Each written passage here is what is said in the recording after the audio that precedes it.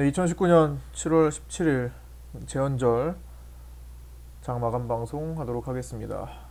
저 오늘 시장 정말 어제도 더티했는데 오늘은 더럽다기보다는 진짜 더럽기도 하고 어, 야, 정말 과연 정말 이래야만 했을까 싶을 정도로 2시 18분경까지 2시 20분경까지 코스닥을 아주 박살을 내놨네요. 물론 뭐 퍼센테이지가 뭐 3, 4% 이렇게 어? 심하게 망가지는 장은 아니었는데 거의 그런 효과를 냈어요. 왜냐면 오늘 신라젠 같은 경우는 오히려 플러스잖아요. HLB 플러스잖아요. 대형 바이오주들이 오늘은 크게 내려가지 않았어요.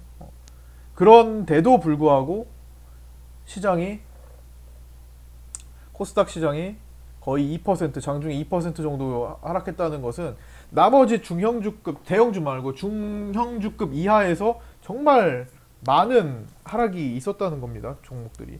그리고 오늘 정말 빠른 시간에 올해 들어 거의 뭐 최단 시간이라고 봐도 무방할 것 같은데 1시간 만에 1시간도 안 되는 시기에 코스닥에서 1100 종목 하락을 찍었어요. 1050개에서 보합 50개를 찍었어요.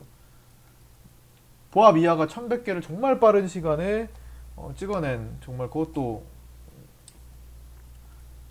특이한 경우죠. 그렇게 빨리 원래 보통은 그렇게 1000개까지 누적이 되려면 시간이 좀 필요한데 1시간도 안 돼서 일어났다는 것은 정말 오늘 진짜 다들 심리적으로 많이 무너져 있구나 이런 걸 확실하게 느끼게 하는 하루였던 것 같습니다. 그러나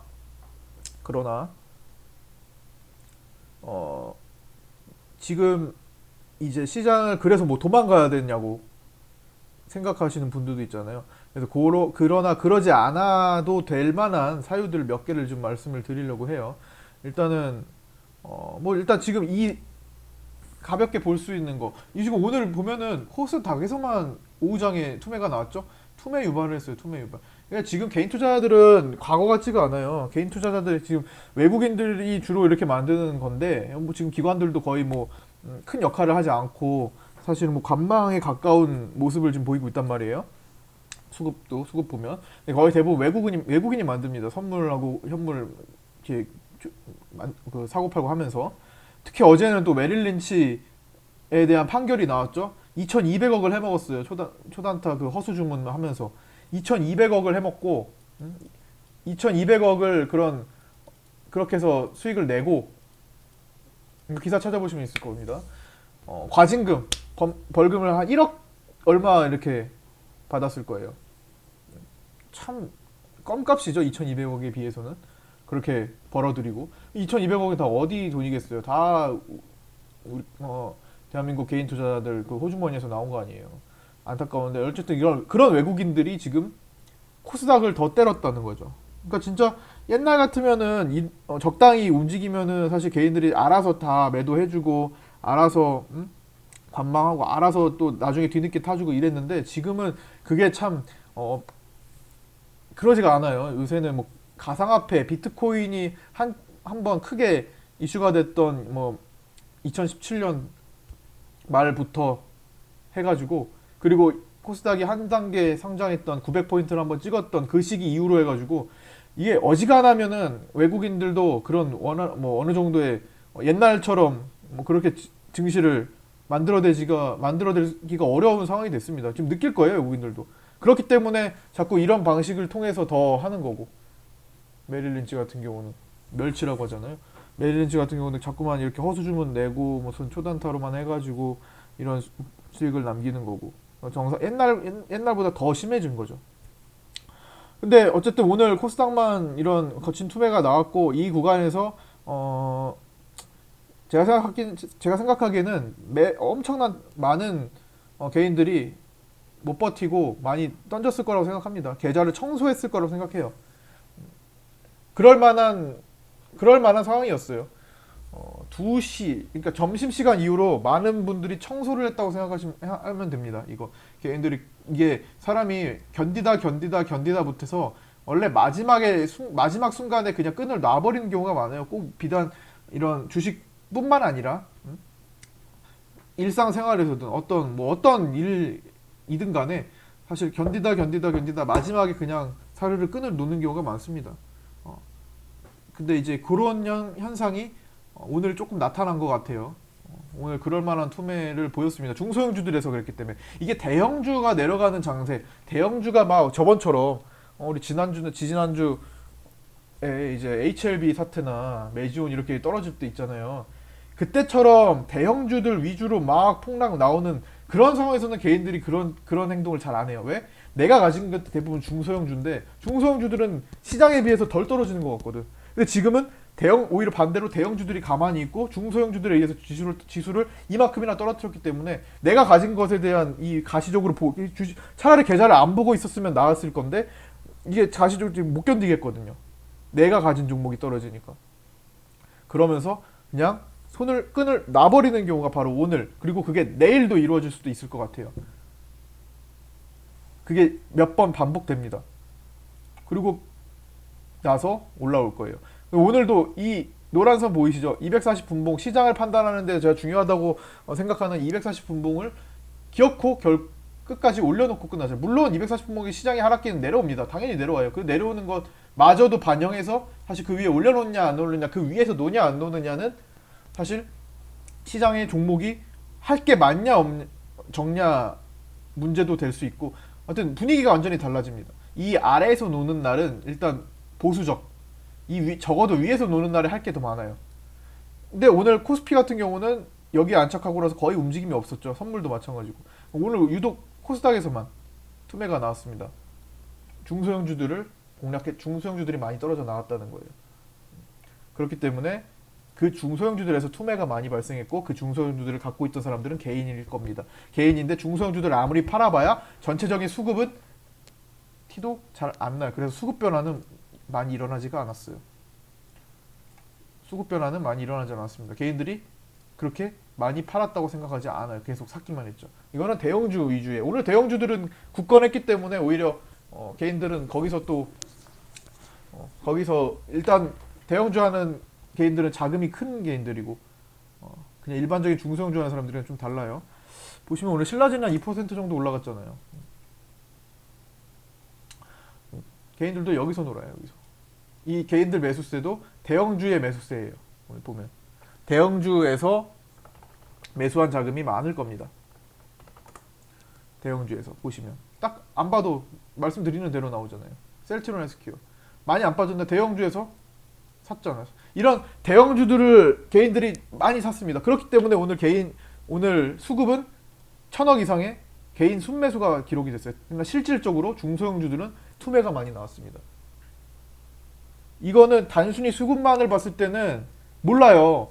왜? 그냥 시장 수급은 개인들이 1200억 샀네, 개인들 왕창 샀네, 이거 안 되겠는데, 이렇게 판단할 수 있지만 뜯어서 분리해서 놓고 보면은 어차피 대형주들은 개인들이 얼마 사봤자 나중에 그거 외국인 기관들이 다 잡아가고 우리랑 별로 우리가 힘이 그렇게 개인들이 크게 영향을 미치지 않아요, 어차피. 근데 오늘은 그런 데서만 채웠고 중소형주들은 다 투매를 만들어 놨던 겁니다. 여기서 차이를, 그러니까 중소형주를 하는 입장에서는, 그러니까 이 수급은 중소형주랑 관계없어요. 완전히 관계없다는 건 아니지만 어쨌든 평소와 조금 다릅니다, 내용이. 내일도 마찬가지가 될 수 있어요. 내일도 중소형주에서 투매들을 많이 유발할 겁니다. 하루로 안 끝냈던 것들을 이틀째 투매 유발할 겁니다. 마침 내일은 어떤 날인데요? 7월 18일 일본이 이번 전쟁을 시작을 해서, 무역 전쟁을 시작해서 2차적으로 우리한테 수출 제한을 걸겠다고, 추가 제재를 하겠다고 명시한 그 날이죠. 7월 18일. 그렇기 때문에 그거 앞두고 오늘 이렇게 시장이 더 무너졌던 것도 있고, 물론 이제 증권가에서 분석하기로는 미중 무역 전쟁, 그거는 이제 코스피 기준인데 어느 정도는 미중 무역 전쟁이 사실 크게 풀릴 기미가 안 보인다고, 오늘 또 항상, 근데 미중 무역 전쟁은 오랜 기간 동안, 지금 작년도 그랬고 계속 그렇잖아요. 시장이 좋을 때는 미중 무역 협상에 초점을 두고 얘기를 하고 있고, 시장이 어려울 때는 미중 무역 전쟁, 협상 난항, 전쟁 심화 이렇게 가잖아요. 그래서 그거 갖다 붙이기 식인데 사실은 맨날 왔다 갔다 하는 거니까, 사실상 어쨌든 코스닥은 이 일본 영향이 더 큰 거죠. 일본과의 마찰 영향이 더 큰 거고, 그래서 애국 테마도 발생한 거고. 근데 사실 애국 테마라고 일컬어지는 참 이름 일단 그렇게 붙였잖아요. 언론에서. 애국 테마라고 일컬어지는 종목들도 사실 뜯어놓고 보면은 그렇게 쉽게 가는 종목들 별로 없습니다.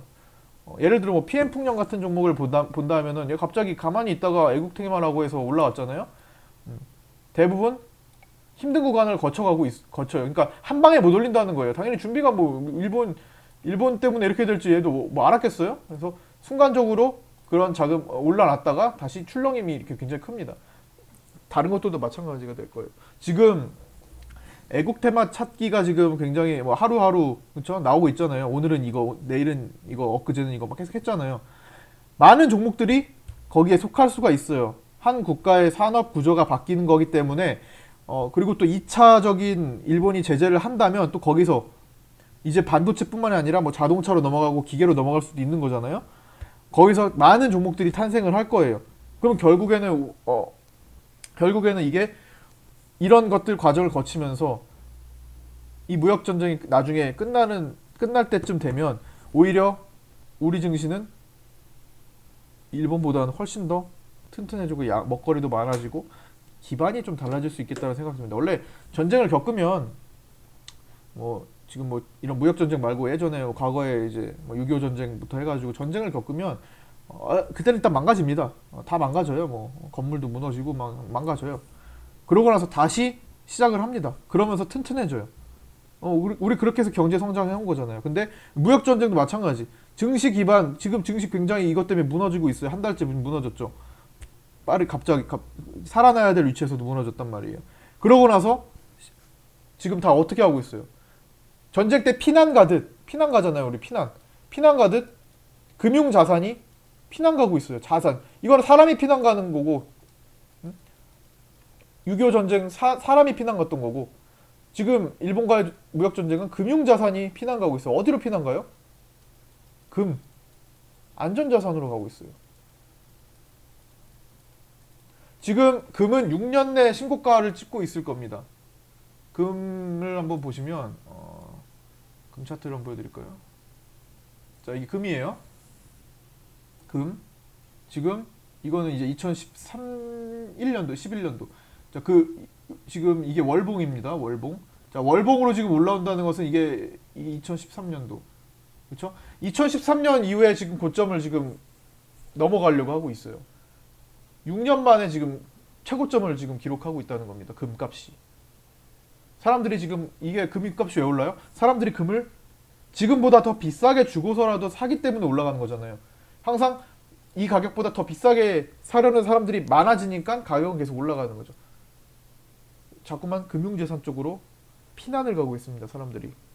위험자산을 팔고. 그러면 사람들이 피난 가는 쪽으로 그게 계속 성장해서 끝까지 원하는 대로 그 사람들 수익을 줄까요? 물론 단기적으로 더 올라가겠죠. 지금 무역전쟁 끝나지 않는 시기까지 올라가겠죠. 적당히. 거기서 얼마나 수익 보려고. 1,400원에서 1,405 이거는 뭐 단위가 다르니까. 얼마나 거기서 수익을 볼까요? 얼마 전에 비트코인 1,600만 원 찍었죠. 1,600만 원대 넘어갔잖아요. 지금 얼마인데요? 1,100만 원대까지 떨어졌어요. 얼마나 지났죠? 한 달 지났나요? 한 달도 채 안 지난 것 같은데. 사람들이 비트코인 또다시 2천만 원, 3천만 원 달린다고 소문이 나면서 비트코인에 또다시 거래가 실리면서 사람들이 또 글로 이동을 했잖아요. 응? 그러더니 비트코인이 또 1,600만 원대에서 1,100만 원대로 또 무너져 버렸어요. 매 한 가지네요. 다. 사람들이 많이 몰리는 쪽은 잠시뿐일 가능성이 높아요. 물론 그게 길고 짧으면 있을 겁니다. 뭐 더 긴 것도 있을 거고 종목도 마찬가지잖아요. 무작위 문자가 막 와. 샘코 오늘 EID 리드도 오잖아요. 그때 보여주고 올라가겠죠. 사람들이 몰리면 결국엔 그 사람들은 왜 돈을 벌어줘? 결국엔 내려옵니다. 항상 오늘 EID 보시면 또 있었고 막차탄 몰라 이게 뭐 진짜로 내일 더 이렇게 올라갈 수도 있겠죠. 근데 반대로 내려갈 확률이 더 크다고 생각을 하시는 게 그게 더 맞는 거죠. 오히려 당연한 거죠. 지금 이게 200, 300% 올라간 건데 그게 정상적인 생각이에요. 그 정상적인 생각 속에서 그게 쌓이고 쌓여서 안정적으로 자산을 만들어갈 수 있는 거지. 이런 것들만 여기서 자꾸 붙으면 결국엔 계속 나만 하는 게 없어요. 어쨌든 얘가 지금 사람들이 몰려요. 지금 오늘 3억 4,400만 주가 터졌어요. 거의 장중에 삼성전자를 거래대금을 능가했고, 종가로는 삼성전자가 뭐 거래대금을 다시 역전을 시켜놨지만 오늘 삼성전자는 거래대금이 종가에 많이 쏠리기 때문에 EID는 거의 지금 2시, 3시 가까이 되도록 삼성전자보다 거래대금이 많이 나오고 있었어요. 그럴 정도로 오늘 시장은 뭐 많이 지저분했고 좀 박살도 많이 났고, 그런데 어쨌든 지금 제가 방금 말씀드리고 있던 거는 사람이 계속 몰리다 보면 그때는 올라갈 수 있겠지만 그게 정상적으로 몰린 게 아니라면 결국엔 거기서 무너집니다. 비트코인도 그렇고 금도 마찬가지가 될 거예요. 물론 금은 좀 더 안정적으로 그렇게 움직이겠죠. 올라가는 게, 내려가고 하는 게. 샘코도 그랬고 EID도 그랬고 과거에 GV도 그랬고, 오늘은 뭐 상한가 같지만 당연히 한참 내려와서 올라가는 거니까. 그 다음에 그 전에 리드도 그랬고 많아요. 그런 것들 역사적으로. 그렇죠? 어쨌든 지금 사람들이 어떻게 이동을 하고 있고 한지를 보면서 미래를 준비를 해야 될 때 같아요. 어쨌든 지금은 전쟁 중입니다. 전쟁통이라는 거예요. 난리통이라는 거예요. 난리통. 전쟁 중에 시장이 좋을 수는 없어요. 당연히 안 좋습니다. 안 좋은 거 다 인지하고 있는 거잖아요. 당연히 지금 뭐 누가 좋다고 해. 지금 막 누가 어디서 크게 막 계속 맨날 수익 나고 그런 뭐 그냥 안 좋은 건 안 좋은 거예요. 그러니까 지금 전쟁 통해서 안 좋은데, 그래서 자금이 어떻게 이동하는지를 잘 보시면서 훗날을 도모를 하셔야죠. 물론 이 와중에도 올라가는 건 있습니다. 우리 보유한 것도 올라가는 것도 있고 그래요. 새로 산 것도 그렇고. 근데 전체적으로 보자는 거죠. 뭐 그거 종목 한두 개에 뭐 모든 게 바뀌고 그러진 않잖아요. 다 아시잖아요. 종목 한두 개, 이 난리에 종목 한두 개 올라간다고 그거 몰빵한 거 아니면은 결국에는 계좌 전체는 사실 어차피 시장이 중요한 거잖아요. 그래서 지금은 전쟁통이니까 정신 바짝 차려주시고, 심리 흔들리지 마시고 기다리다 견디다 마지막에서 이거 놔버리는 거, 그런 거 하지 마시고. 일본이 지금 전쟁을 걸어와서 일본이랑 싸우고 있는데, 일본이 지금 우리나라를 그렇게 무너뜨릴 만한 상황은 아니잖아요. 일본이 우리나라 중심, 우리나라를 뭐 완전히 더 이상 이제 회생 불가능하게 뭐 그렇게 만들 수 있어요? 못 하잖아요. 아시잖아요. 다. 일본은 그렇게 못 해요. 그렇게 하려고 해도 우리가 그렇게 무너지는 국가가 아니에요. 옛날이랑 달라요. 요즘 같은 경우는 뭐 물론 이제 뭐 불매운동 이런 거 사실 크게 도움은 크게 될지 모르겠어요. 사실 그거는 그냥 심리적으로 우리가 뭐 할 수 있는 일들이기 때문에 그렇게 퍼진 거지. 사실 누군가는 시작을 해가지고, 그렇죠? 그것도 뭐 언론이 조장했다고 하는데 뭐 그것도 아니에요. 그냥 그렇게 사람들이 모이다 보니까 그렇게 된 거지. 사실 자연스럽게. 아니 그거는 뭐 큰 도움이 안 될 수 있겠. 당연히 증시에는 뭐 그거랑 무슨 크게 상관이 있겠어요. 사실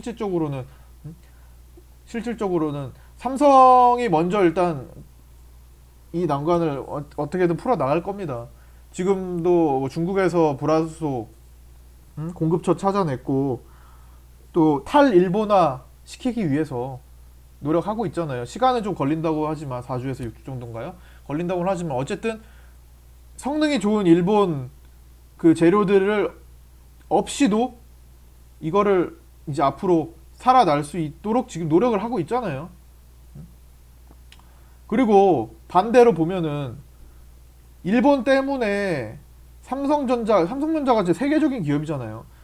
삼성전자에 납품을 하지 못했던 많은 도처에 진짜 전 세계적으로 많은 기업들이 있을 거란 말이에요. 그 기업들한테는 정말 이게 정말 굉장히 큰 기회가 될 수 있을 거고, 그렇기 때문에 삼성도 돌파구를 또 찾아낼 수 있을 거고, 그렇죠? 중국이나 뭐 어디도, 유럽에도 마찬가지, 독일이나 이런 데도 그럴 거예요. 독일이나 뭐 러시아나 뭐 대만, 홍콩 뭐 어디든 있겠죠. 공급하려고. 삼성전자에 공급을 하고 할 수 있는 기업들은 전 세계에 일본밖에 없겠어요? 다 맞춰 갑니다. 다. 일본이 가깝고 또 이게 무역 비용도 적을 수 있고 막 그렇기 때문에, 그리고 뭐 성능도 좋다고는 하지만 어쨌든 그거 이겨낼 수 있는 상황이 될 겁니다.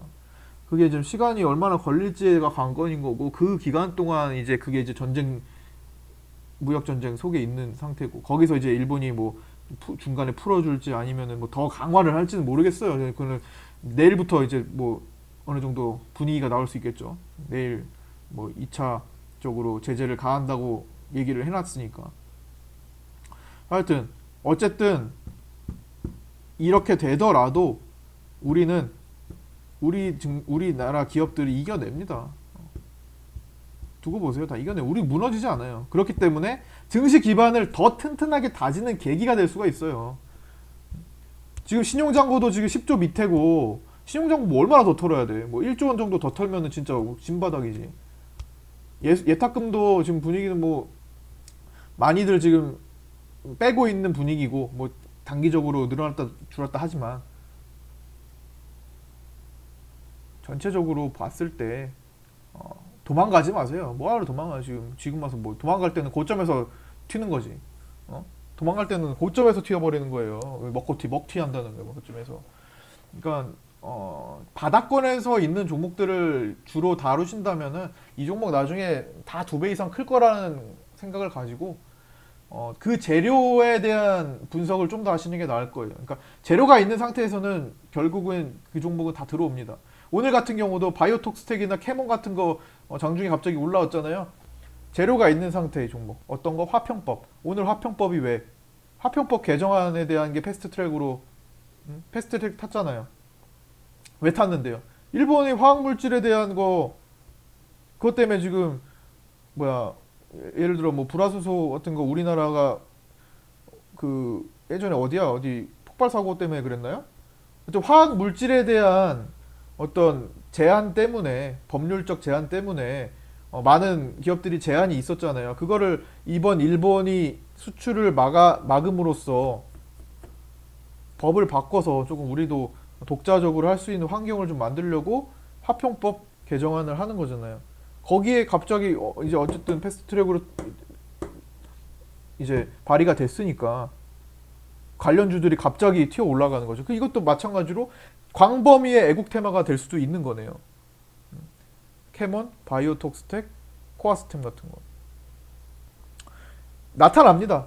다른 것도 마찬가지예요. 이 애국 테마라고 통틀어서 일컬어지는 거 많아요. 굉장히 많잖아요. 예를 들어서 이 종류들이 굉장히 다양하잖아요. 지금 불매운동도 있을 것이고, 뭐 불매운동이라고 치면은 하나하나 좀 살펴볼까요? 되게 많아요. 좀 다양해요. 뭐 예를 들어 불매운동이다. 그러면 뭐가 있어? 좀 일단 제일 먼저 나온 게 이제 모나미가 있었고, 하이트진로 있었고, 이거 이렇게 하지 말고 메모장에 잠깐 말씀드릴까요? 이게 지금 처음에는 뭐 한두 종목으로 시작했지만 앞으로는 수백 종목이 될 거예요. 대북주도 마찬가지였잖아요. 그러니까 그게 지금 내가 갖고 있는 것도 다 그렇게 다 엮여질 수 있어요. 나중에는 결국 뭐 불매운동 처음에 나타나서 뭐야 모나미 올라갔었죠. 모나미 그다음 뭐 하이트진로 갔었잖아요. 움직였잖아요. 그다음에 또 뭐 있어? 의륙 쪽으로는 신성통상.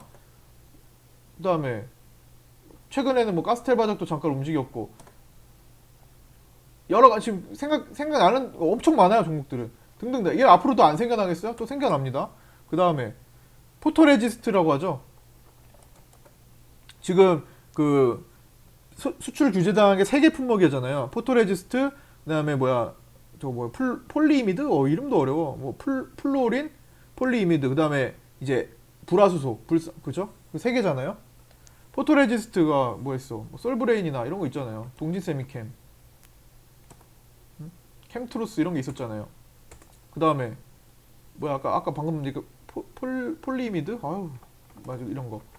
이거는 뭐 있어요? 최근에 올라간 게 KPX 생명과학이 있었어요. 계속 생겨난단 말이에요. 그 다음에 뭐 불화수소, 대표적인 후성, 램테크 이런 거 있었잖아요. 그 다음에 얘 말고 갑자기 이제 이런 것도 대체 기술한다고 해서 그래핀주들 움직였죠. 오늘 같은 경우는 크리스탈 신소재 움직였고, XINC, 국일제지와 워낙 먼저 올라갔던 거고, 나노메딕스도 먼저 올라갔던 거고, 그쵸? 등등등. 그래핀은 워낙 많으니까. 그 다음에 이제 앞으로 2차 보복을 준비 2차 보복이 2차 보복? 보복이라고 하지 마십 이제 말죠. 2차적으로 제한을 걸어줄 것에 대한 품목들, 공작기계. 여기서는 이제 뭐 유지인트는 좀 약했다. 유지인트 좀 뺄까요? 서암기계공업 있었고. 아니 포함시킵시다. 그 다음에 지금 이제 다음으로 제가 공략하고 싶은 게 하나가 있어요. 그거는 아직 바닥권인데 이런 공작기계도 여러 개가 지금 나오고 있고 화천기계네요. 화천기계 센 것들. 그 다음에 또 뭐 있죠? 탄소섬유 있었잖아요. 일지테크 이런 것들이 있었고 그 다음에 또 뭐가 있어? 이제 앞으로 뭐 자동차 얘기도 나오죠. 자동차에 대한 얘기도 자동차 부품주 또 이제 만들어질 거예요. 다 만들어질 거고 얘뿐만 아니라 되게 다양하게 또 나올 거란 말이에요. 그 다음에 이제 수혜를 이제 이렇게 토탈에서 수혜를 받는 것도 이제 반도체 소재 국산화 관련해 가지고 반도체 종목들이 이제 힘을 쓸 거란 말이에요. 반도체 소재 부품 우리나라 거를 이제 쓰자고 해서 뭐 러셀 이런 것도 최근에 많이 올라왔었죠. 타이거 일렉 이런 것들 등등 너무나 많아요. 그리고 이거 말고도 지금 계속 생겨날 거라고. 이제 또 오늘 화평법이 또 이렇게 등장한 거잖아요. 화평법 패스트트랙 뭐 캐몬 바이오 톡스텍 코아스템 뭐 코아스템은 캐몬 때문에 올라가니까 빼고 그 다음에 얘 말고 또 이제 앞으로 안 생겨날 거야? 한 국가의 기관 산업 자체가 구조가 바뀔 수 있는 체질 개선이 일어날 수 있는 환경이기 때문에 진짜 많은 종목들이 나올 겁니다 앞으로. 근데 지금 이미 많이 올라간 거를 무리하게 올라탈 필요까지는 없다는 겁니다. 어차피 많은 종목들이 대북주 올라갈 때도 마찬가지. 이것도 대북주가 될 수 있었고 저것도 대북주가 될 수 있었고 로봇, 5G 다 마찬가지죠. 이것도 로봇주가 될 수 있었고 저것도 로봇. 수소차도 마찬가지죠. 수소차 너무 많았어. 또 정치인 안 그래요? 정치인 처음에 몇 종목 먼저 출발했다가 얘도 이 정치 테마주네. 얘도 정치 테마주네. 엄청 많아져. 그렇게 해서 지난번 대선 때는 이재명 관련 종목들이 100종목이 넘어갔었던 거고. 갖다 붙이기 나름이에요. 그래서 이게 과연 그걸 갖다 붙여질 수 있는지를 지금 보고 선점할 수 있는 그 안목도 좀 필요할 것 같습니다. 오늘 좀 이렇게 길게 말씀드렸는데 어쨌든 요약하자면 지금은 많은 상황들이 뭐 더 폭락하는데 초점보다는 최대한 지금 많이 떨어지고 있는 상황을 이용을 할 수 있는 환경이 될 거예요. 그러니까 개인들이 지금 중소형주에서 털리고 있는 거 계속 지금 매도 나오고 있어요. 호가청도 안 채워졌는데 계속 매도해요. 이상해. 오늘 같은 경우는 너무 변화가 있잖아요. 대형주 건재했잖아요. 아니 원래 진짜 무너질 거였으면은 외국인 기관들이 대형주부터 먼저 던져버려요. 근데 이미 그건 다 나왔잖아요. 이미 나와버린 상황이고 지금은 중소형주에 의한 투매 유발이에요. 이거 누구 괴롭히려고 하는 건데 다 개인 괴롭히려고 하는 거예요. 한 가지 원칙, 절대로 개인들은 쉽게 주식시장에서 돈을 벌 수 없다. 하나입니다. 절대로 편안하게 개인들을 돈 벌어다 주게 하지 않는다. 100명 중에 99명은 다 망가지게 만든다. 시장은. 그래서 개인 따라가는 게 아니라 외국인 기관들의 움직임에 주목을 해야 된다. 오늘은 중소형주를 개인들이 많이 투매가 났기 때문에 중소형주들에서 기회가 좀 있으면 올 것이다. 대형주는 이미 한바탕 무너졌다 왔기 때문에 오늘은 건재했고 그러니까 코스피도 추가적으로 내려간 건 없고 신라젠도 오늘 더 2%가 오늘 올라왔고 반대인 거. 그런데도 시장은 투매가 이렇게 망가졌고 신용장고가 10조 밑에 떨어져 있고 예탁금 24조 원대까지 떨어져 있고 시장 심리는 뭐 그냥 지금 각자 느끼는 심리가 그냥 시장 심리예요. 다 박살나 있고